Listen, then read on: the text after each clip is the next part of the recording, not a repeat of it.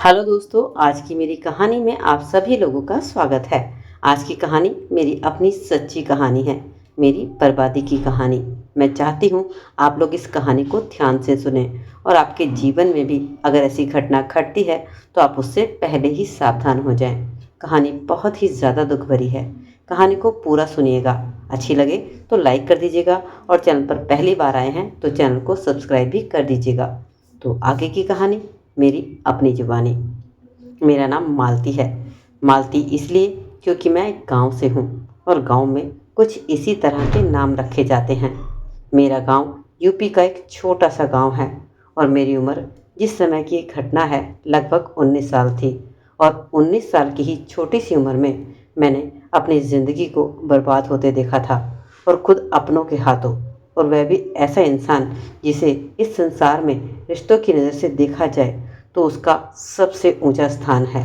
यह रिश्ता ऐसा है जो बहुत ज़्यादा पूजनीय है। भगवान का दूसरा नाम यह रिश्ता है। तो जिस रिश्ते की मैं बात कर रही हूँ वह है माँ का रिश्ता। और माँ से बढ़कर इस दुनिया में कोई नहीं होता। एक माँ ही होती है जो अपने बच्चों का कभी भी बुरा नहीं सोचती। और कहावत भी है कि पूत कपूत सुने हैं पर ना माता सुने कुमाता।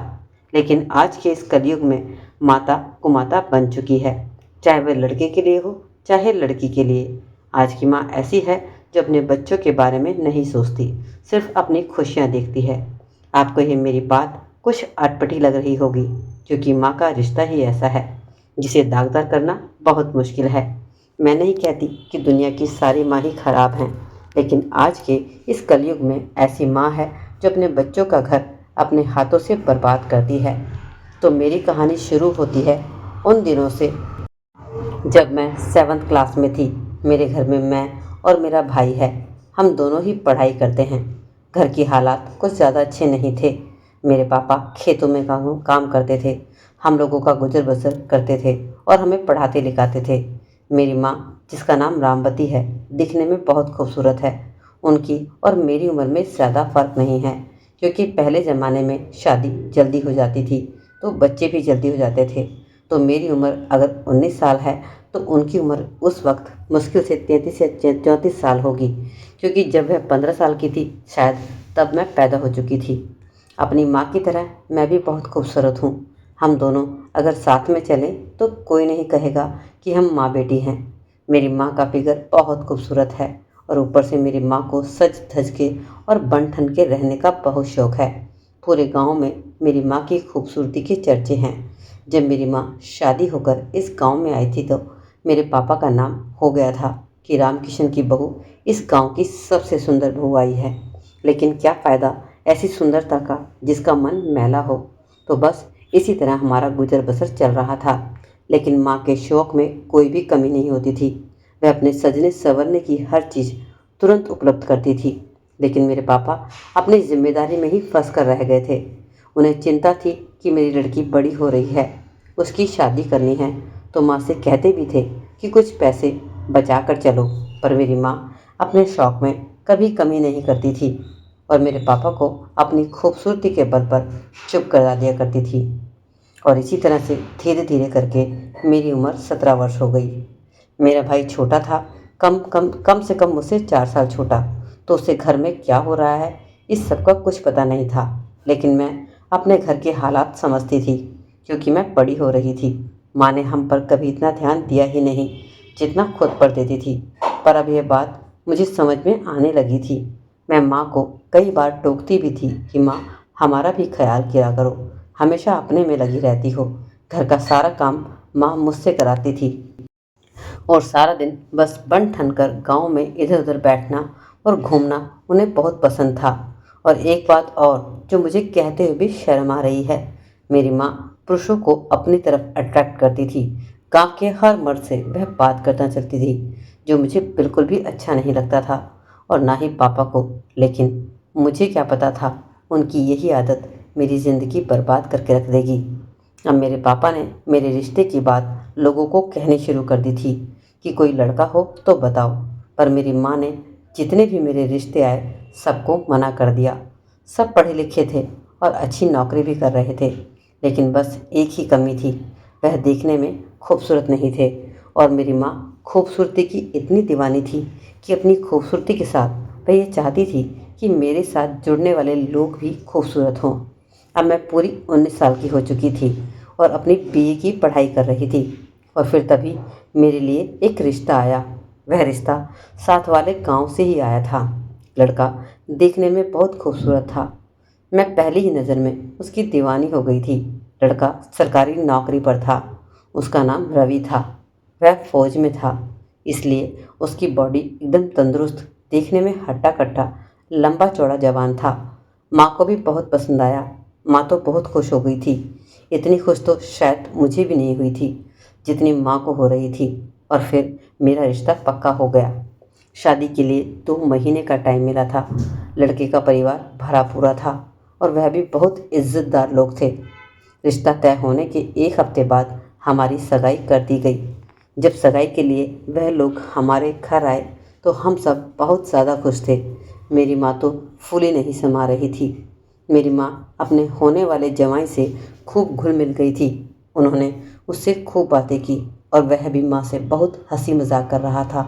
उस टाइम उनके रिश्ते को देखकर कोई कह नहीं सकता था कि आने वाले टाइम में यह रिश्ता दागदार हो सकता है। उस समय यह रिश्ता सिर्फ एक माँ बेटे का रिश्ता लग रहा था। अब शादी में सिर्फ 1.5 महीना बाकी था और इस दौरान रवि हमारे घर कई बार आया। माँ हमेशा उससे फ़ोन पर बात करती रहती थी और हालचाल पूछती रहती थी, तो वह मेरी माँ को अपनी माँ समझने लगा था और हमारे घर कभी कभी आ भी जाया करता था। पर अब वह मुझसे ढेरों बातें करता, लेकिन मुझसे ज़्यादा बातें मेरी माँ से करता। जब कभी भी रवि घर आता, मेरी माँ इतना बन ठन के तैयार होती थी जैसे रवि मेरे लिए नहीं बल्कि उनके लिए आता हो। पहले तो मुझे कुछ अजीब नहीं लगा, क्योंकि माँ तो हमेशा का था, वह हमेशा ही ऐसे बन ठन के रहती थी। लेकिन अब कुछ ज़्यादा ही बन ठन कर रह रही थी। रवि घंटों बैठकर माँ से बातें करता था, हंसी मजाक भी करता। एक दूसरे को वो लोग छू कर भी बात करते थे, लेकिन फिर मैं इग्नोर कर देती थी। लेकिन मुझे क्या पता था कि जो एहसास मुझे हो रहा है वह सही है। अब शादी को सिर्फ 8 दिन बाकी रह गए थे। मैं भी बहुत खुश थी। मेरी शादी नज़दीक आ रही थी और हर लड़की के मन में बहुत से सपने होते हैं। शादी को लेकर, पहली रात को लेकर मेरे मन में भी ये थे। मैं बहुत खुश थी कि मैं अपने घर जाने वाली थी, अपने नए घर। रवि भी मुझे बहुत प्यार करता था, हमेशा फ़ोन पर घंटे बातें करता था। लेकिन बस परेशानी थी तो यही कि वह मेरी माँ से भी उतनी ही बातें करता था, जो कि मुझे अच्छी नहीं लगती थी। और फिर एक दिन शादी से 7 दिन पहले रवि हमारे घर पर आया। वह बेटे की तरह मेरी शादी की तैयारी हमारे घर पर देख रहा था। बस इसी काम के लिए वह हमारे घर आ जाया था। दोपहर का समय था, घर पर पापा भी नहीं थे। मैं भी ब्यूटी पार्लर में गई थी। मुझे बहुत से ट्रीटमेंट लेने थे। घर पर सिर्फ माँ ही अकेली थी। मेरा भाई स्कूल गया था, क्योंकि शादी को अभी 7 दिन बाकी थे, तो अभी स्कूल जाना उसने छोड़ा नहीं था। और आज का दिन मेरी ज़िंदगी का सबसे बड़ा मनहूस दिन बन गया था। शाम के लगभग 5 बज रहे थे। मैं ब्यूटी पार्लर से घर लौटी। घर मुझे कुछ खाली लग रहा था। पापा भी नहीं थे। तभी मैं धीरे धीरे अंदर की तरफ गई। मुझे माँ उनके कमरे में नहीं दिखाई दी, तो मैं अपने कमरे की तरफ चली। लेकिन जैसे ही मैं अपने कमरे में घुसी, सामने का नज़ारा देखकर मेरे पैरों तले ज़मीन निकल गई। मेरे सर पर आसमान टूट पड़ा। जो मेरा शक था वह सच में बदल चुका था।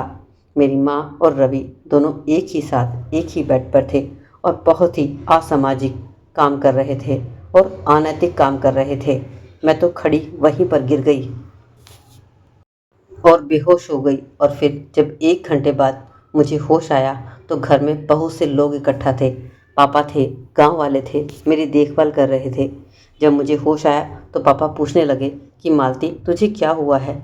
जैसे उन्होंने पूछा, मुझे वह पिछला नज़ारा आंखों के सामने घूम गया। मैंने पापा को रोते हुए गले से लगाया और कहा, पापा, मेरी ज़िंदगी बर्बाद हो गई है। मैं उस घर में अब शादी नहीं करूँगी। पापा हैरानी से मुझे देखने लगे। पूछा, क्या हुआ बेटा। मैंने उन्हें रोते रोते सारी बातें बता दी। पापा पूछने लगे कि फिर तुम्हारी माँ कहाँ है। मैं हैरान हो गई कि माँ के बारे में क्यों पूछ रहे हैं, क्योंकि मेरी माँ और रवि अब इस घर में नहीं थे। न जाने वह दोनों कहाँ चले गए थे। रवि के घर फ़ोन किया गया, वहाँ पर भी नहीं थे। यही पता चला कि रवि आज सुबह से घर वापस नहीं लौटा है। अब तो पूरे गांव में हल्ला मच गया था और अब तक सब जान चुके थे कि मेरी माँ अपने ही होने वाले जवाई को लेकर यहाँ से भाग चुकी है। वह अपने जवाई के प्यार में अंधी हो चुकी थी। पापा और रवि के घर वालों ने मिलकर पुलिस में कंप्लेंट कराई। पहले तो रवि के घर वाले मेरे पापा को ही दोष दे रहे थे और मेरी माँ को दोष दे रहे थे, लेकिन जब उन्हें सच्चाई पता चली कि उनके बेटे में भी कमी थी तो उन लोगों ने पापा का साथ दिया और दोनों ने मिलकर पुलिस में कंप्लेंट करवाई। जल्दी ही पुलिस ने उन लोगों को पास वाले रेलवे स्टेशन से पकड़ लिया। कार्रवाई बहुत जल्दी हो गई थी। माँ अपने किए पर बिल्कुल भी शर्मिंदा नहीं थी।